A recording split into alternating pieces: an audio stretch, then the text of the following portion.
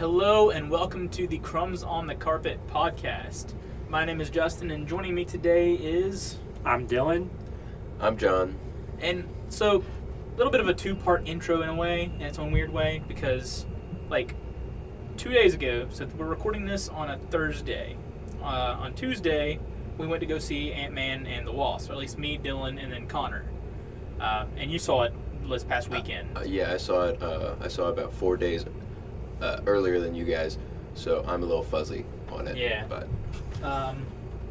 we also just literally sat down and watched the first Ant-Man movie because Dylan wanted to, I wanted to verify their explanation of how the PIM particle works before doing this podcast. Because, and there's an interesting idea that I have based on that. So, a few weeks ago, we talked about Schurs and, earning Schurs. Would you say that this is an example of, trying to earn a Schur and, as a result, ruining your attempt at getting a Schur? Yes. Going back to the first movie, they actually first explain it as the bad guy of the movie saying that it shrinks the space between atoms. And by that definition, the mass of objects would stay the same. First and primary example of this is a tank that Hank Pym has on his keychain. That would still weigh a few thousand pounds. He would not be able to lift it on his keychain. I mean, and sometimes they do try to show the weight of things, like when he's jumping out of the bathtub. Then he cracks the tile. Yeah. That's showing your logic. That's carrying on. Then then they stop. And literally, a minute later, not he even a falls minute. on the 30 DJ seconds table. later, he lands on a record, and it doesn't break the record skip. entirely. Yeah. Okay, so let's table this discussion, because I want to actually talk about the Ant-Man and the Wasp, review it a little bit, and then we get into more in-depth stuff later. I just thought it was interesting to bring up right off the bat before it loses my mind, or leaves my mind. Excuse me. My mind, I never had it. So, so what did you guys think of Ant-Man 2? I enjoyed it. I thought it was better than the original. So, I'm weird in the fact that, I'm able to recognize when I don't like a movie but still enjoy the movie. Case in point is, Green Lantern. So, the Green Lantern movie, I actually thoroughly enjoyed the movie, but the whole time I couldn't help but, that's not correct. That's kind of stupid. That's kind of stupid. Ryan Reynolds was pretty. Ryan Reynolds was great in the movie. That was it. But, the movie was still enjoyable as a non-comic book fan. So I went in because I already knew that there was almost no chance they could do Green Lantern justice on a movie screen without any prior setup. So, I went in just, assuming that it wasn't going to be like that. Shit. But yeah, I went in assuming that it wasn't going to be the best movie. And I enjoyed it. I tabled my comic book expectations. And that's kind of how Ant-Man was for me. Ant-Man as a character is really, really weird. Am I just going to sit on this one? Yeah. Fuck. So Ant-Man as a character is very weird in the way he works in story. So Ant-Man as a concept is a weird character to really hammer down. I remember that they were originally, if I'm not mistaken, I could be wrong, Ant-Man was originally supposed to be one of the Phase 1 Marvel movies. And I'm glad they held off on it, because, it fits better in Phase 3, for real. Yeah, it fits a lot better. But all that being said, I still enjoyed the movie. It did have one serious flaw that you and me both had a discussion about. I'm still trying to come up with, a quick, snappy term for it, but the entire plot was avoidable. If only the villain had actually gone and talked to Hank Pym instead of trying to just take crap. I had literally had the conversation with Danny. I was like as soon as we found out the whole thesis of the villain, I was like, wait, why didn't... She's already friends with this physicist who knows Hank Pym already. Why didn't they both just approach Hank Pym and be like, can you help us? Before just trying to fight him. Yeah, so, the movie rests on two, major emotional MacGuffins, basically. The first one is villains are going to be villains. Like, for some reason, you're already a bad guy, you're already this far, just go be a bad guy. That's basically how I felt about Ghost. She wasn't actually a bad person. I mean, it was implied that she killed a few people, but like, that's like a secret agent thing. She Yeah. did that as on behalf of other people. so and did Scarlet with order. Witch, Yeah, so it's did like, Hawkeye, and they're still let's good not, guys. like, Hawkeye, yes. Let's not question whether Scarlet Yeah. Witch, or not Scarlet Witch, but we know Black for a Widow. fact Black Scarlet Widow. Witch. No, Black not Widow. Scarlet Witch. Black Yeah, Widow. I meant to say Black Widow. Yeah, I he don't know messed why I me said- up. Yeah, sorry. But we know for a fact Black Widow killed some people. Like, Oh, she's an assassin. so let's not Um, talk about the morality of Black Widow. We'd be here for a while. But the second emotional MacGuffin is people are going to be prideful, and prideful people don't like to swallow their pride. But that being said, like, if my life is on the line, pride's out the door. I'm sorry. If I know that there's someone that can help me, but I won't ask them for help because I'm prideful about it. I don't think it was her pride. I think it was. Yeah, that's what I'm saying. It was. I'm not playing its Ghost. It was Bill Foster's Yes. pride, and their mutual enmity for each other. Yeah. So I will give a sure to the writers Yeah, because they needed a villain who had powers in some way. I wouldn't Otherwise, even call it a villain. Antagonist. Yeah, it was just an antagonist. So like we had there's like the main characters were like she was aligned against their interests, but even then she wasn't. The movie made constant attempts to be like, She had a parallel interest. yeah, like going to like Magic, for example, to explain this. Say the three of us are playing a game of Magic. I know I can't kill John, but Dylan can. But John's about to kill Dylan. I'm going to help Dylan. How many times has this happened? Quite a few. This is like we've had games like this where it's like I'm not going to like, or if I know I can't kill you but Dylan's about to kill you, I'm not going to stop that. You know, it's one of those things. It's just like if my interests align with a current event, I'm not going to get directly involved. And this is why I killed Justin, and this is why Justin feels targeted. I don't ever feel targeted. I mean, Unless I take him out on turn 4. and even then I don't feel targeted. Usually I deserve it. The only issue is when I'm walking around the comic book store for the next hour till you're done with the game. Blame Barrick. Blame Barrick. I deserved it that game. That That's- first game. That's basically But yeah. like, that solves all of our problems. Blame Barrick. But yeah, and most of Ghost's interests, like Bill and Ghost want the Ant Trio to rescue Janet. Because they need Janet out to get the quantum energy out of her. That's basically the plot. They didn't explain that side quite well enough. They didn't, like, it was kind of just like, you don't even know that they need Janet out until like halfway through the movie. Also, like, they could have gotten a sure from me if they were like, ooh, we need Scott because Scott has some energy and we can get that. Yeah. Like, I would have given them a sure, and they, like, the whole time they needed Scott on the other side, but then Yeah. Ghost wanted to take Scott. And That they would've weren't been fighting cool. over Janet, they were fighting over Scott at that point. Like, really, all they needed was a direct link to the quantum realm to siphon off energy from that. And the only person who's alive who's been to the quantum realm at that point was Scott. Yeah.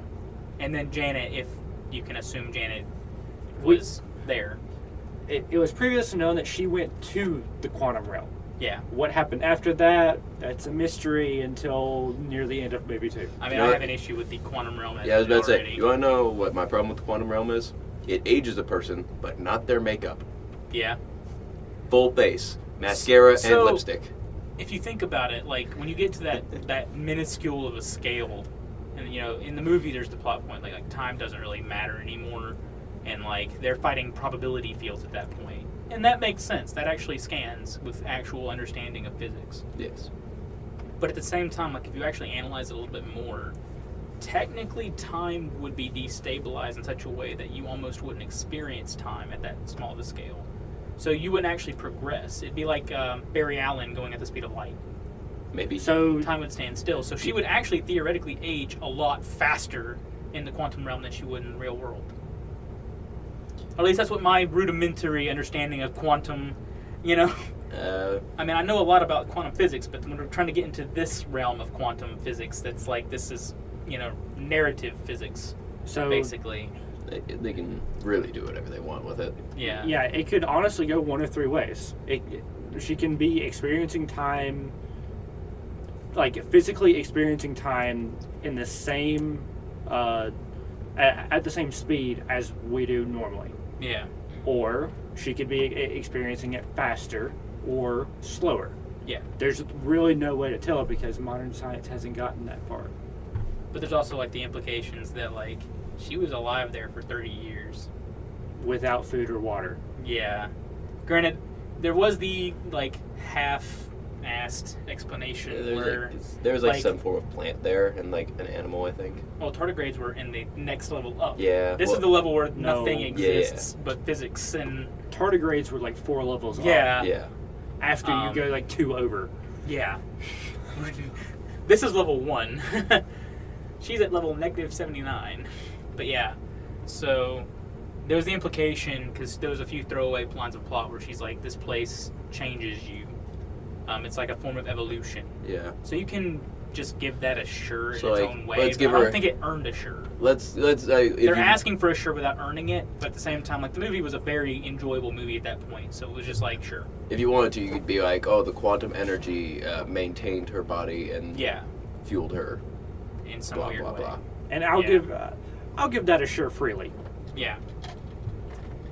So So like we kind of have to get back to the Pym particle about getting to and from the quantum realm. yeah, So this is why we watched Ant-Man 1, because we wanted to check this out. Yeah. to So- figure out how it works. So in like the first 5 minutes, the bad guy explains it how we said earlier. The space between molecules is being shrunk. It is being shrunk. And Atoms. later, Pym confirmed it by explaining Yeah. how the suit worked to someone else. It's Yeah. atoms. Yeah. And until Hank Pym gave his explanation, we were trying to go with they were made by different people without reference, with the bad guy not referencing Hank Pym's work. It could be functioning in an entirely different way. Well, he was referencing his work because he No, said he was that- referencing the idea.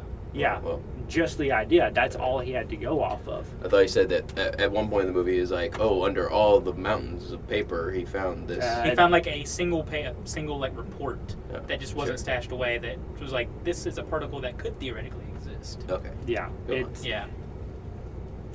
That was at least the way it scanned to me. yeah. It was really kind of a throwaway thing that the villain was bullshitting. But essentially, Hank Pym confirmed that his worked the same way. And there's a problem with that. And Dylan's head exploded that day. No, it really just kind of angered me because while your mass would ultimately stay the same because you're not changing the size of the parts of the molecules, you're just changing the space in between them. So your density just skyrockets and your mass stays the same. So we have the problem with the tank earlier. And a kind of directly related problem means that you can only shrink so far or so much before like your molecules just can't get any closer together. Also, like the idea of shrinking the space between molecules. If you know anything about like molecular chemistry, that doesn't scan at all. The space between molecules is actually important to maintain the shape of an atom. It's important to maintain the shape of bonds between molecules. So like, not most of your atoms. So if you take one atom, it's like, and enlarge it to like a certain proportion to where like the atom is like the size of your fist. The distance between the atom and the nearest like electron is like a football field at that point. So the nucleus is the size of your fist. Basically, Yeah. if I'm not mistaken, it's like the standard like chemistry 101 explanation of molecular physics. Yeah. It's like And- if the atom is this big, it's this far away. And Yeah. 99% of 99% of 99% of an atom is just Empty space. it's just empty space. But that's actually important to maintain like the balance between electrical charges within the atom and the electrons. Which they almost sure with like it messes with your brain chemistry.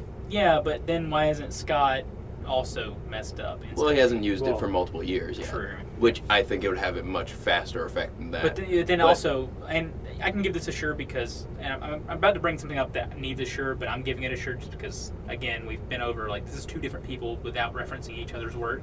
Like, the bad guys messed with his chemistry instantly, basically. He had only been using it as, like, a gun. He hadn't tried to use it on himself. And then he used it on himself and went crazy. I mean, that being said, he could have also just been crazy inherently from being, a forgotten child. Of that. Yeah. Yeah, so, like, no alternators of brain chemistry.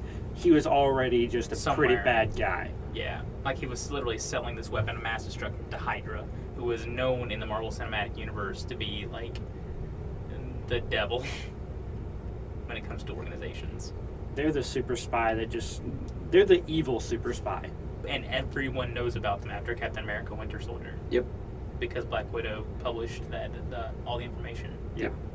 So it's like, we all know that these people are the worst people that could possibly exist, and he's still selling this weapon of mass destruction to them. Yeah. But back to the size thing. Yeah. If you can only shrink so far, how are they making it to the quantum realm? Because their atoms are staying the same size, so they can't actually shrink to the size of quanta. Yeah. And we came up with an alternate theory, essentially. Oh, we're talking about, like, the folding pockets of space? No. I mean, that was my theory.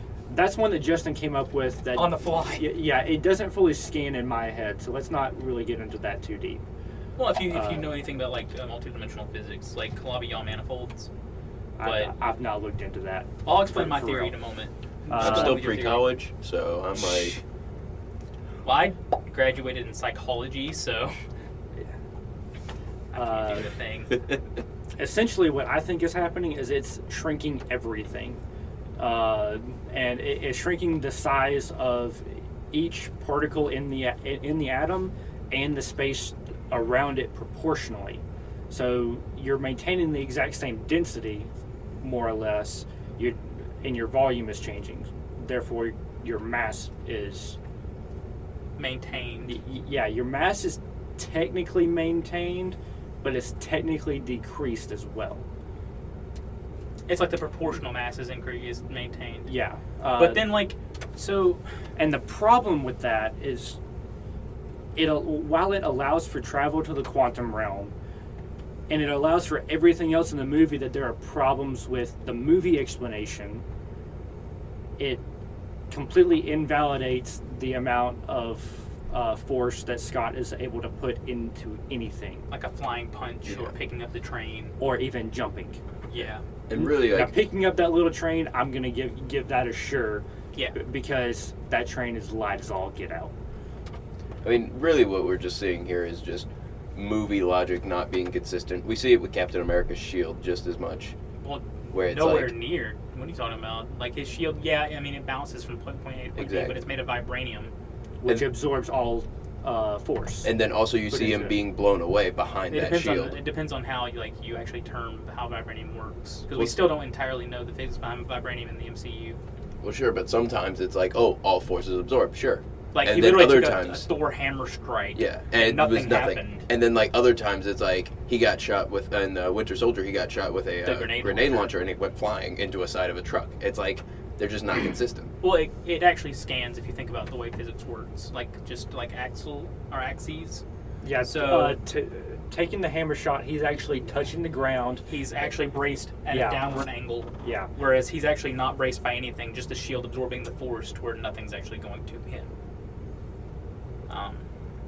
Okay. Now, throwing the shield in weird, like, boomerang fashions from point A to point B, that's a little weird. It wouldn't be bouncing at all. No. It would be hitting... It hits something, and which they've actually been fairly consistent, aside from one or two uses of that.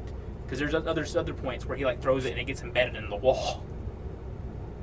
So, I'm like, Captain America's shield's a thing, but... So, with Ant-Man, like, I just feel like it needs more sures than it's worth. The PIM particle is the problem, though. Yeah. And if you can give a sure to his muscle mass being not as decreased as what his overall mass is, or that they work on a different scale. Like, the more you weigh, the more mass you have, the more muscle mass that you need to actually move around, and it's on an exponential curve, kind of. So, well, it's the cube square law. Cube square law. Well, and by shrinking that much, your mass decreases a lot more than what your muscle mass would actually shrink to be able to move. So you have all this extra muscle mass that you're able to put extra force into it. Yeah. It's like the Captain America transformation. He goes from this super scrawny guy to super buff and is now able to jump 3 stories without breaking a sweat. Yeah. So, like, my theory was that, like, the PEM particle is able to interact. It's not really a particle. It's just a part. It's like light waves, for example. Our current understanding of light is that it's both a wave and a particle. It behaves as both. So it's like, just depending on your current understanding of how light works in this general context. My theory is basically the PEM particle could be similar to that, but this particle, what it's able to do is interact with extra-dimensional space.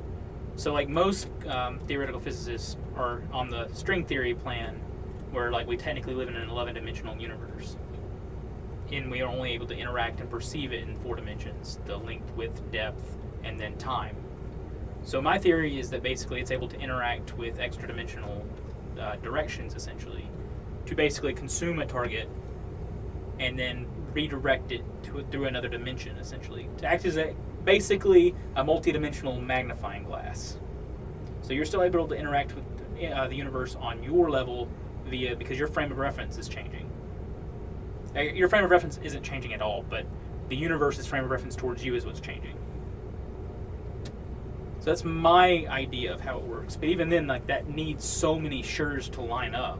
And it, like, you have to have some kind of understanding. Like, I don't even think I'm entirely scanning it correctly because of how many, like, layers of probability have to come into play here.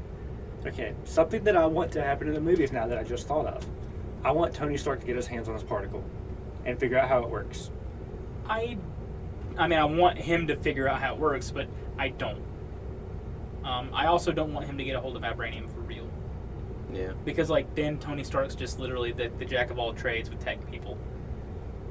So it's like... What, did you become an expert on quantum physics? Last night. It was, what was it, quantum astrophysics or some crap. It's something weird. Yeah.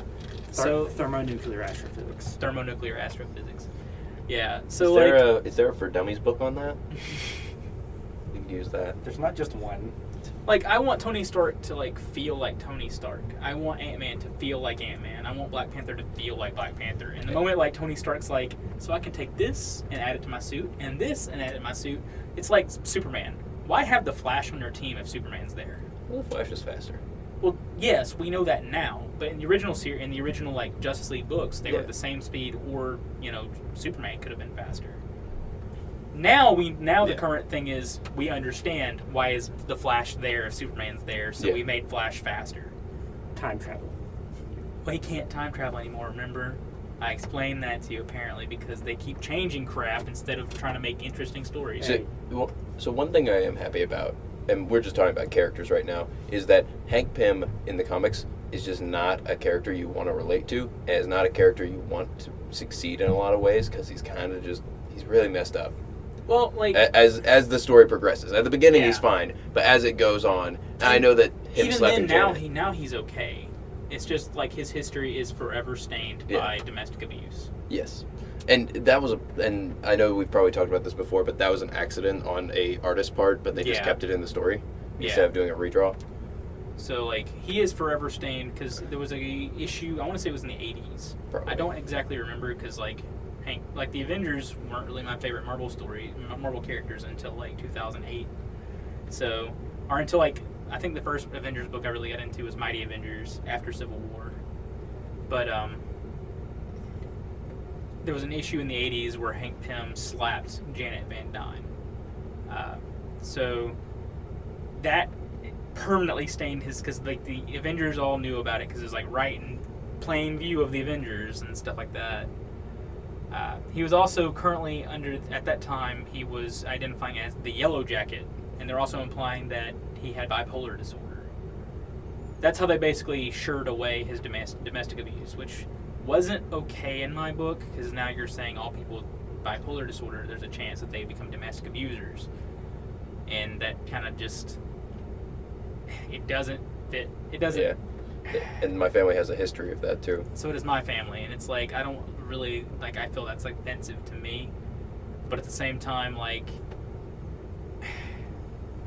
I don't know. Like, Hank Pym, I understand where you're coming from. Like, as a character in comic books, Hank Pym is not a character you want to relate to because he is a crappy person in his own ways. And he's had some moments where he's cool. Yeah, but a lot of times also, like, he has natural character flaws that are super alienating. Like, he has an inferiority complex that is huge. And it's like there was a recent Avengers storyline where he was, like, overtaken by Ultron. Yep, that's what I was going to bring up. Yeah. Well, you can go on with that.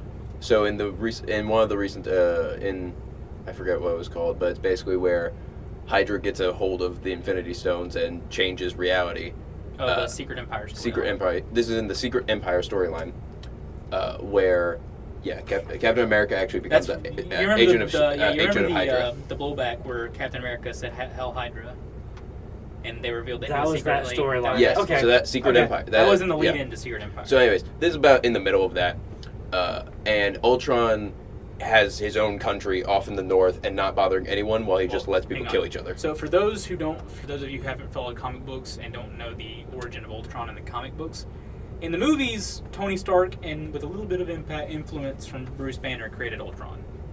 Granted, he didn't create him so much as he, like, gave him an avenue to work, because he was already in the Mind Stone in his own weird way. Well, kind of, not really. It's a weird, like, 50-50 thing. Like, the framework for Ultron was in the Mind Stone, and Tony tried to recreate it. Yeah, and Tony Stark and Bruce Banner took it out and then tried to make it better. They tried to copy it. Yeah.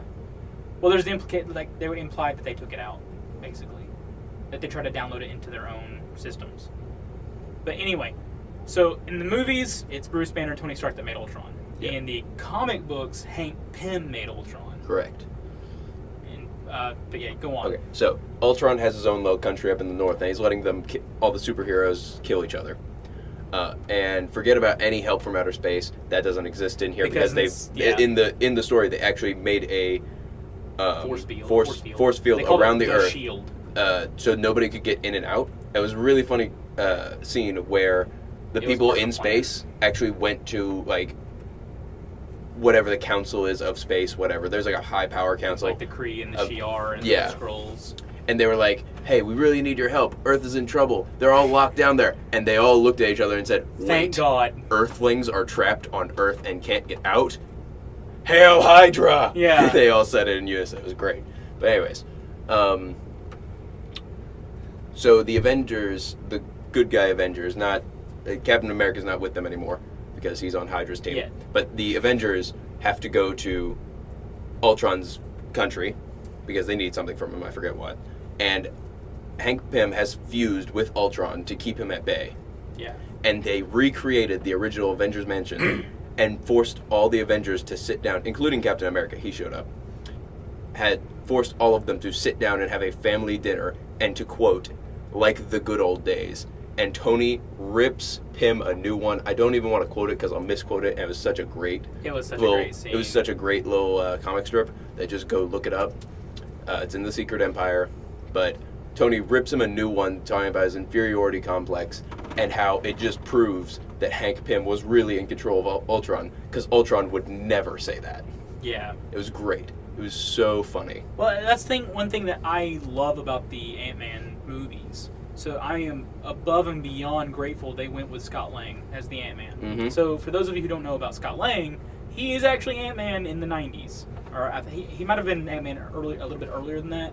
My knowledge kind of goes to about 92, after the Janet getting slapped by Hank. So he replaced him basically, and his storyline is mostly consistent. He's not really nearly as funny as Paul Rudd, but like I love Paul Rudd. I mean, it's hard to be. Yeah, it's hard to be Paul Rudd. Paul Rudd is Paul Rudd is a treasure. He's a national treasure. I mean, they really have some good actors playing in their Avengers movies. Yeah. Like Robert Downey Jr. is the top, but he is like Tony Stark. right below there, you have. There's so many ties. Yeah, like Paul Rudd. You have. Oh my God, it's Captain America. Oh no, you too. You're great. Chris Evans is really good. Yeah, Chris Evans is great. Chris Hemsworth is great. Which Chris Hemsworth actually almost wasn't great. Really? Yeah, because like he hated being Thor, and Thor was such a dry character. Yeah. It wasn't until Thor Ragnarok he actually was like, "Can I get some funny lines?" Yeah. And they finally gave him funny lines, and his character actually now is a good character. Yep. And why can't I remember his name? Mark Ruffalo. Also, Mark Ruffalo, like fantastic.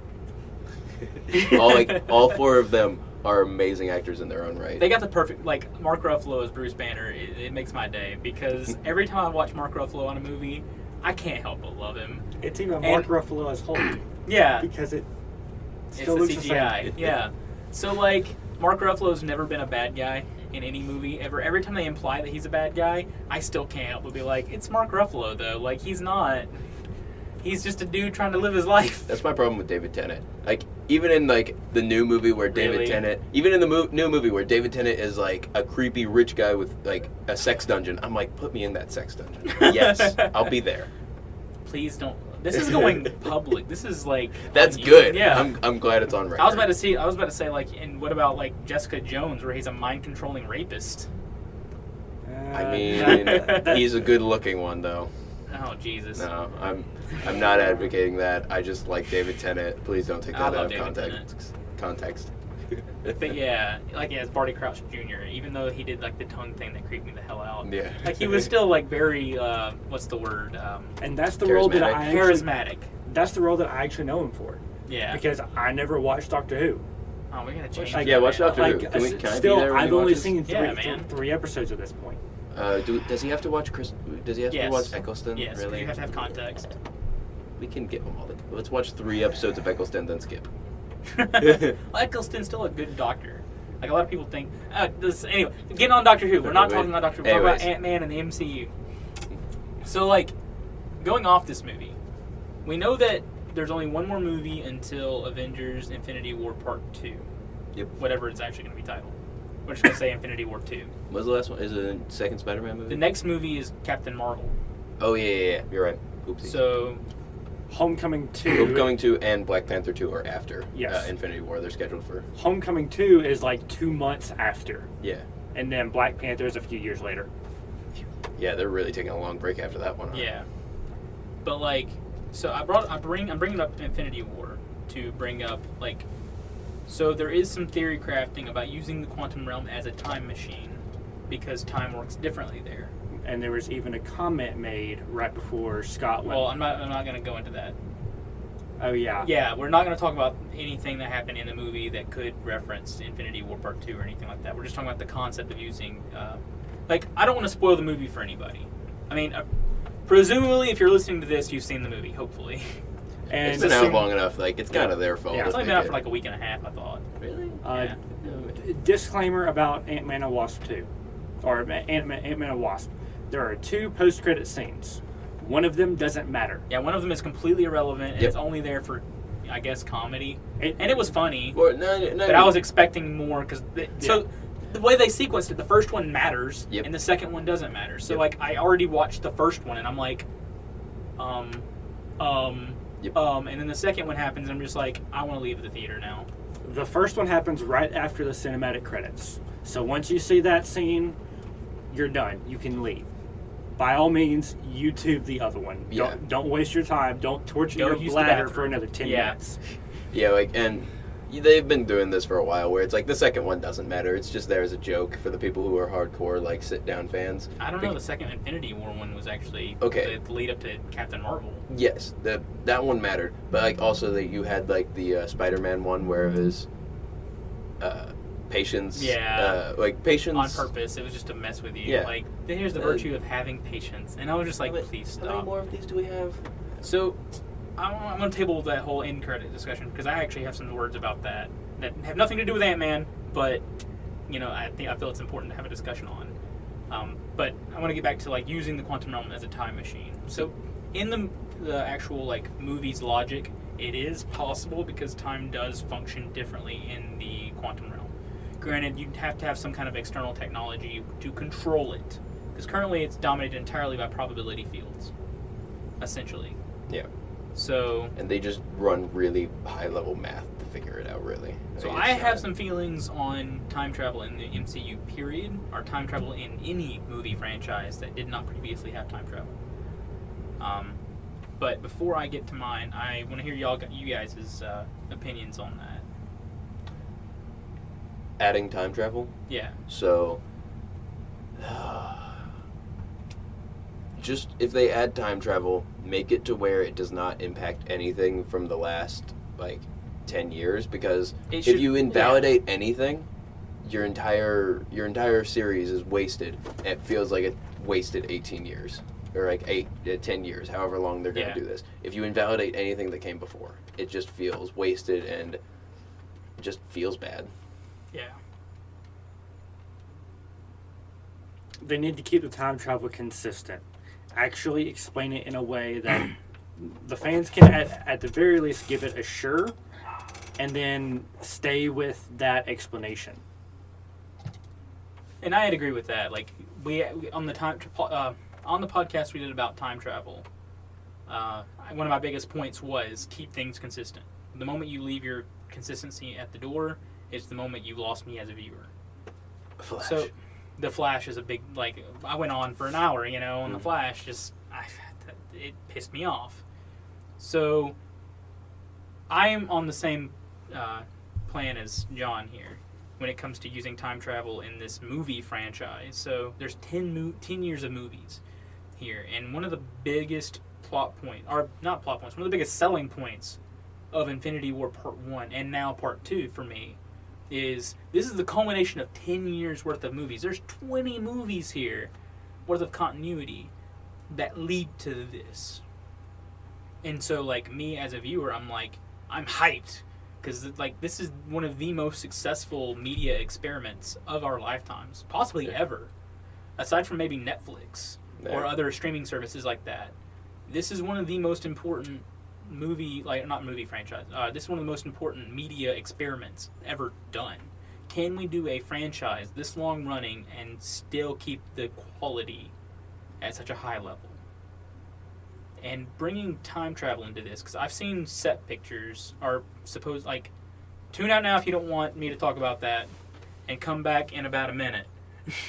But there's set pictures about, them in Avengers Part 1, in the first Avengers movie. Yeah.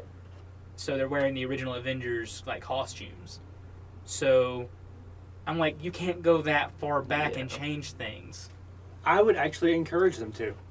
Because the way the time travel was super briefly explained, as far as the way Ant-Man could potentially use it, he has no way to control it. Yeah.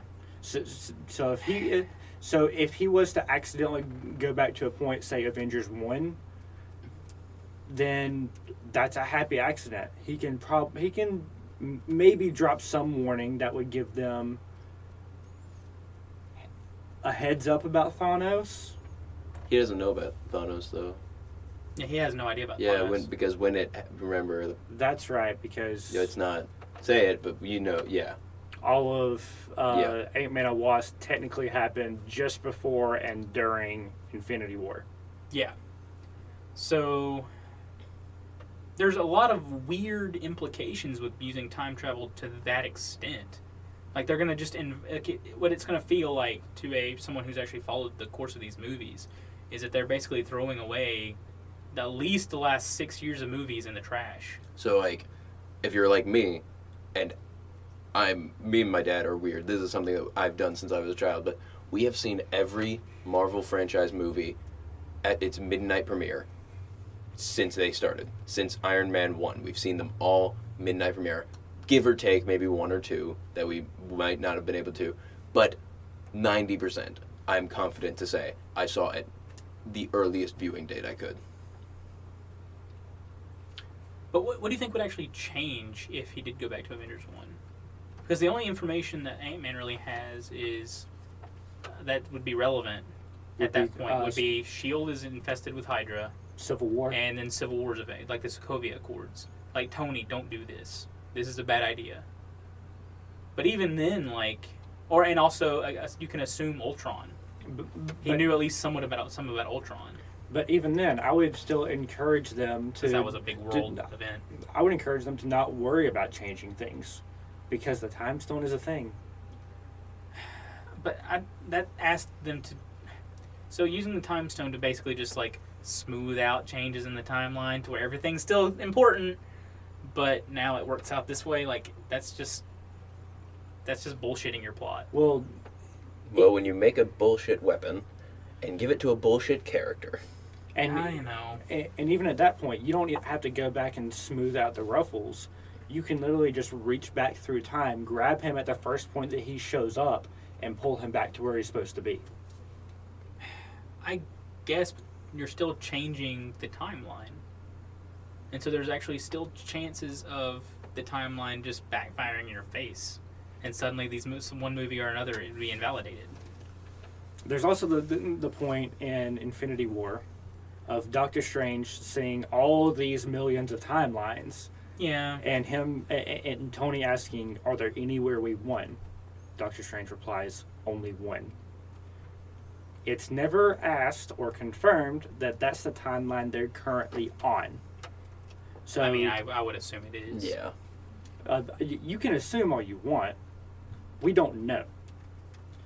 However... for all we know, like, Doctor Strange actually could influence where Hank Pym, or not Hank Pym, where Scott Lang can pop out.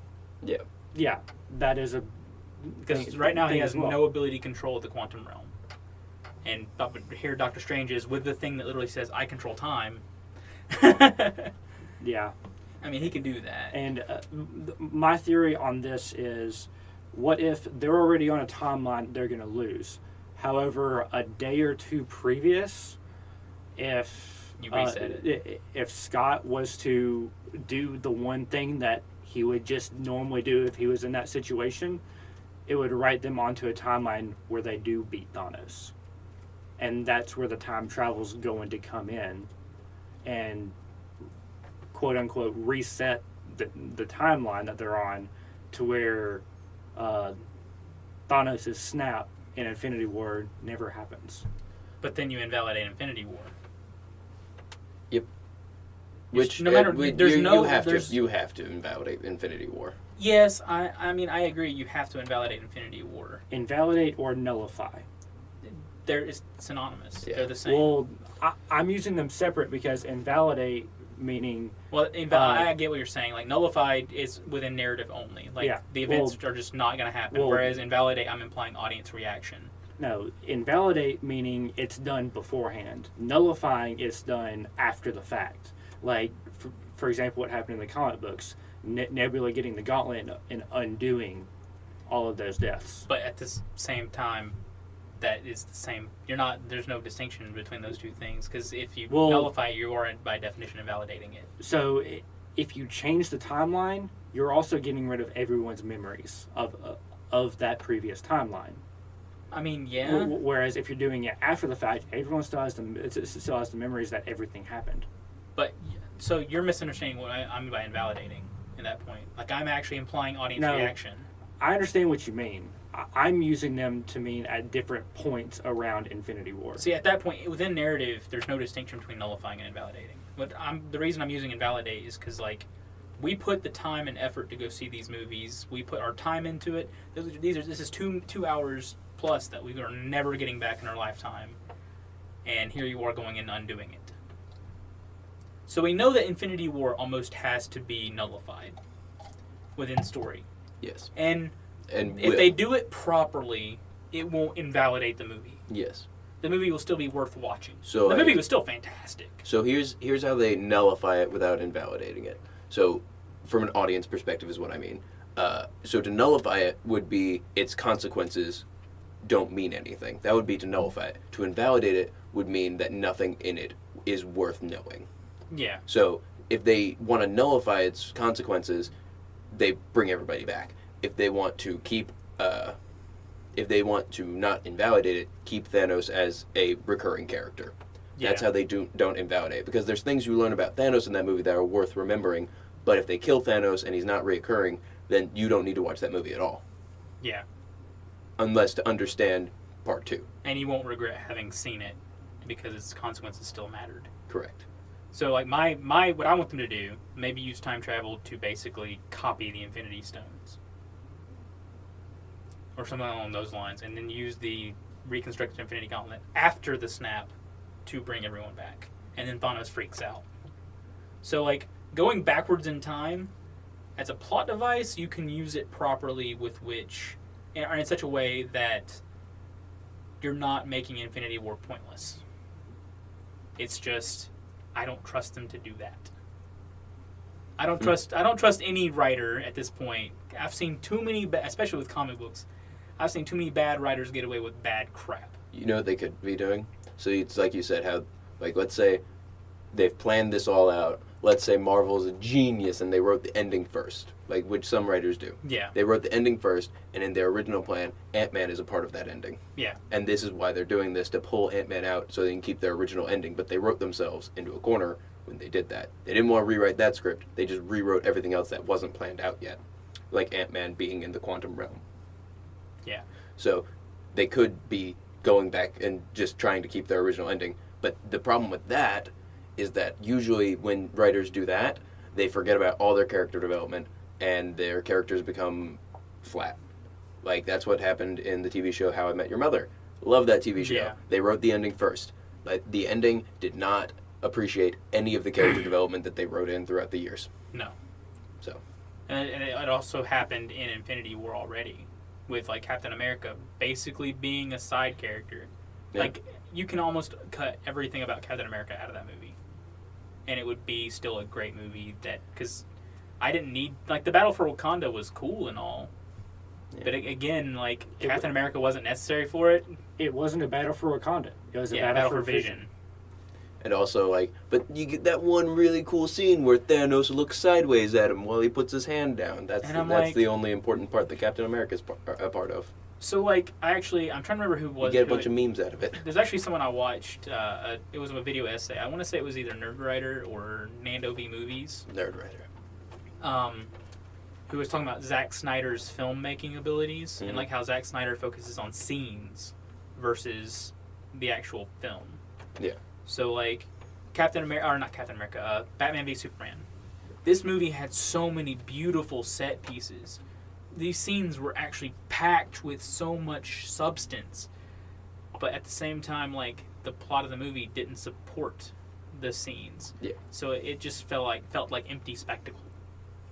And that's kind of how some of the Captain America portions of Infinity War felt to me. Mm-hmm. There were much more important things going on, like in Tony Stark's story or in Thor's story, where Thor's trying to get a weapon capable of fighting Thanos. So, like these are actual parts of the movie that matter. Until the end, where he goes and gets the Mind Stone from Vision. Yes, and let's say they've had Infinity War planned out since, like, Avengers, which was the first viewing of Thanos. And there's the implication that they did. Yeah, so that's the assumption we're running on right now. They've had it planned out since Captain America. Probably. Yeah. That's because they've had Avengers planned out since they've had the Avengers planned out since Iron Man 1. Yeah.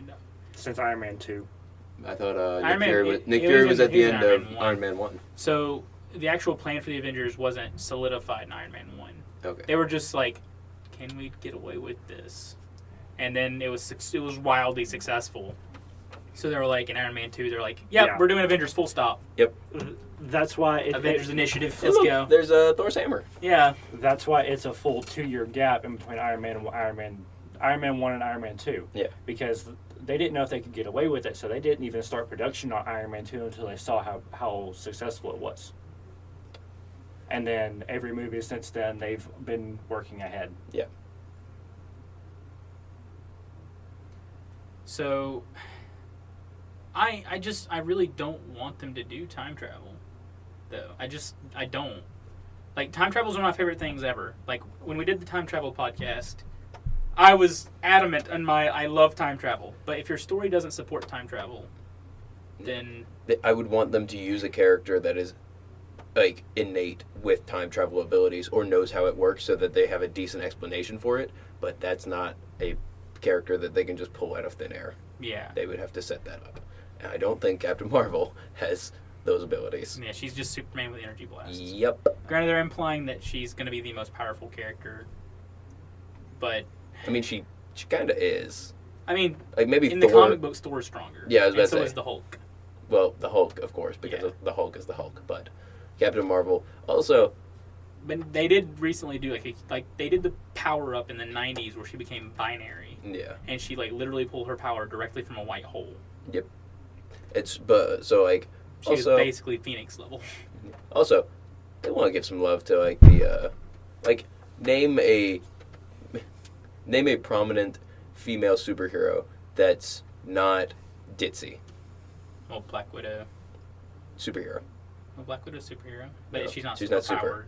She's not super. She's a hero. And I agree with you on that. And Scarlet Witch is super powerful, but she's also very ditzy and young. I don't and think she's ditzy. I just she's think young. She's not really. She's not confident with her powers. Yeah. That's what I meant by that. And she's grown a lot in her powers. She has, but she's still young and still taking. She still needs leadership. Captain Marvel can be that leader, can be that strong female lead that they need. Yeah. I want time travel to happen, but I don't want it to happen past 20 minutes into the movie. Yeah. Like, have the first 20 minutes be the whole time travel explanation. Whoa, what happened? And then it's undone. And the plot moves forward. It's undone, or the plot moves forward, and it's barely referenced again until near the end of the movie. Okay, so now that we've talked about that, I want to actually get into end credits. So, Marvel is notorious for the use of end credit scenes. It's like the stupid joke, friends don't let friends leave the theater in a Marvel movie before the credits are over. So, ending credits. I have some feelings on them. I don't appreciate them. On this movie or in general? Period. Okay. I don't appreciate end credits as a concept. I get what they're there for because they're meant to be there by means of regulation by the Screen Actors Guild and also just general copyright law, if I'm not mistaken. You have to have some form of end credits there. I also don't really appreciate the use of end credit scenes anymore. When I was younger and they weren't everywhere, it was cool. Let's go back to the first end credit scene. I believe it was Ferris Bueller's Day Off, wasn't it? I don't think it was Ferris Bueller's Day Off, but that was one of the first and most notable ones. That's the earliest one I remember. Yeah. Where, like I said, that was one of the most notable ones. Where he comes out and is like, "What are you still doing here? Go, get out of here." And he comes out in the bathroom, and that's even referenced in Deadpool. Yeah. So, now that Marvel has made it a mainstay of their movie franchise, I'm done with them. I don't want them to exist anymore. I'm actually sick and tired of them. And I know I'm being a negative Nancy about it, but Marvel already has an issue where they're kind of making movies for the sake of the next movie. Yep. When we did our review of Infinity War, if anyone stayed put for that 2-hour conversation, one of my biggest complaints with it was that it felt incomplete. There's so much left out of the movie because they wanted to leave it for the second movie. Well, that's how part 1s and part 2s go. And I don't like the idea of having movies as part 1 and part 2. Especially with a year between them. Except it's not even a part 1 and part 2. Yeah. It's not an Avengers movie. It's a movie about Thanos. Correct. Thanos did nothing wrong. He is the protagonist of this movie, and he succeeds. But yeah, these movies already feel kind of incomplete in their own ways. Because they're leaving out a lot of plot for the sake of the next movie. Or they're setting up too much plot for the next movie in this movie that we're currently watching. So, their origin movies are fine. Yeah. But when you get to movies like this, I'm just I don't really care to watch this. Civil War, I hated Civil War. The whole movie was literally just a setup for the rest of the Marvel Cinematic Universe from that point forward. And had almost no real plot substance on its own. I kind of liked Civil War, just as a cinematic viewing experience. I just enjoyed it. Well, yeah, it's one of those scenes it's one of those scenes versus films movies. Yeah. The whole scene where they're fighting at the airport. Yeah. That's the most notable scene from that movie. aside from when Tony Stark should have kicked Captain America's ass. Yeah. 65 feet. Yeah. So... Bucky was there. Bucky. Poor Bucky. I love Bucky. Don't talk bad about the Buckster. But yeah, so like these movies already feel moderately incomplete, and then you're going to tag on a scene that's supposed to lead into the next movie at the end of this movie. Yeah. And Ant-Man and Wasp, I feel like, did that transition very well. Where their post-credit scene, it played directly after the movie. We're assuming anywhere from like 2 days to several weeks after. Like, we don't get a true time frame there. We're assuming the shorter because Pym particle. Also, Yeah. can we talk about for a second about we didn't touch on the Pym particle and growing? Well, yeah. Because nobody knows. They don't even say how that works. Why he has extra strength. Why? Because his mass is staying the same, so he actually would just collapse in on Yeah. himself. But also, a breeze hitting Would knock that him over. hitting that amount of surface area, and his weight 200 Well, pounds. I feel like if a viewer is smart enough to, they'll pretty much follow that. Like that line is. Oh, I wanted to, even. Okay, the suit malfunctioning. Oh my god. Wait, I thought we didn't want to say anything about yeah. the movie. That's an Ant-Man and Wasp. Yeah. The suit malfunctions in a bunch of the movie. I forget exactly why. I think It was a prototype suit. Yeah. So Ant-Man's suit keeps shrinking him and growing him randomly. So Yeah. like the first time it does it, he becomes like the size of a little kid essentially. Like And a it's three-year-old. played up for laughs. And I'm Yeah. the kind of person I don't like unnecessary comic relief. And I felt like it didn't add anything to the movie, and I don't think it didn't really subtract from the movie. It just added on 5 minutes to the movie. It was never used Properly. They really just used it for comic relief a couple times, and the other times it was completely inconsequential. Yeah. There were a couple times that it was necessary to the plot to keep it moving in the same direction, because Ant-Man or Wasp, that neither one of them could beat Ghost on their own. We've already had this. Yeah. I completely disagree with you. No, on that. like they could stall her all day, but they only go even with her. And that's literally all he for needed real. to do most of the time. Yeah, most of the time, yeah. But there was a time or two where they needed both of them there to actually get the job done, regardless of what they needed to do with Ghost, whether it was to actually take her down or subdue her in some way, or just occupy her while the other one's off doing something else. They still needed both of them there, and Scott's suit malfunctioning kind of took him out of that play in several scenes. But we already had Janet, who's 10 times more experienced when it comes to combat than Scott. And she was already Hope. a badass. Yeah, Hope, not Janet.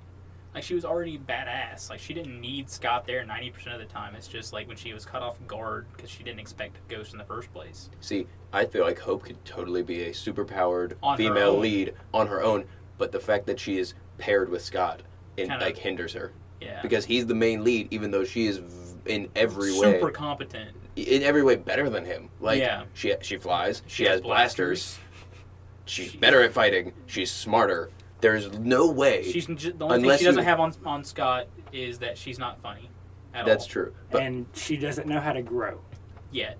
yeah. But she's also helped him with the science. Yeah, like she knows how. Yeah. She just doesn't do it because she doesn't have the She same. doesn't need to. Yeah, she doesn't have the same like desire that I want to say Bill the male Foster, ego has. Yeah. There's a whole like the inside joke, like how big did you get? 20 feet. How big did you get? 65.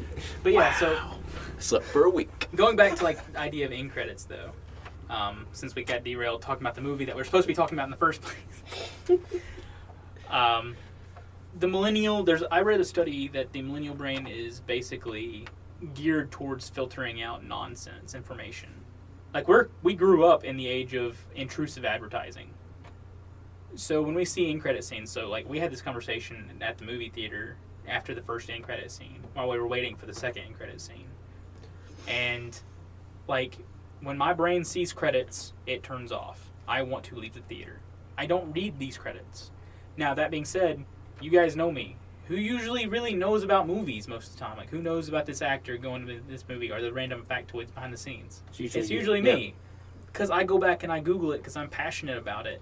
That being said, I'm not going to watch it in this slow white text on black screen format that literally just exists to like basically placate some weird regulation. Yeah. They just have to have it there. Yeah. So it's like I see credits, I leave. And in credit scenes make it where like you actually just can't do that. Otherwise you're going to miss either a joke or some very important plot.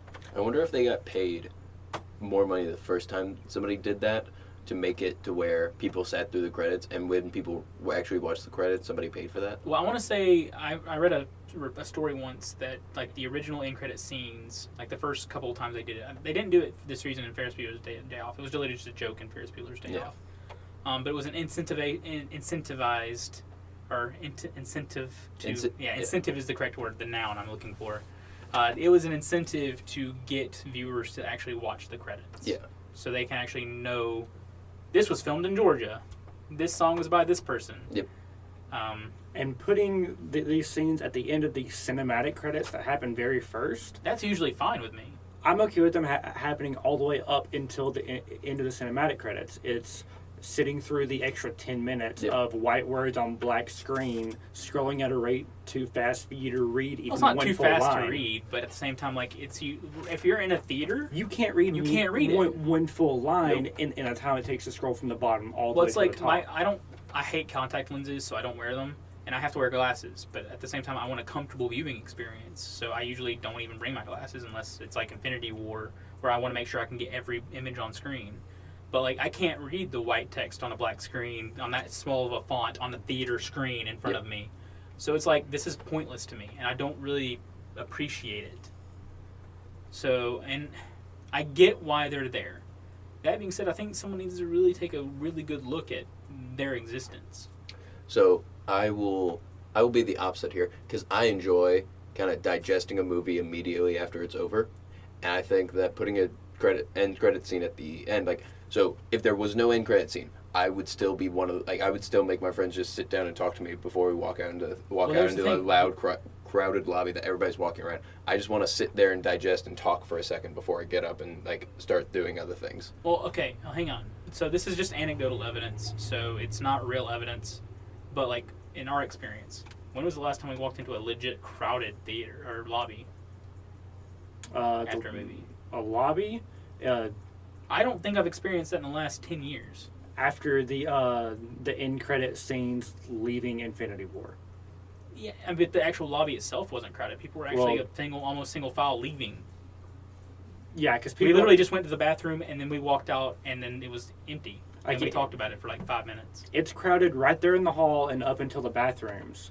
But then after that, if people are walking out, they're leaving. They're going home. Yep. Yeah.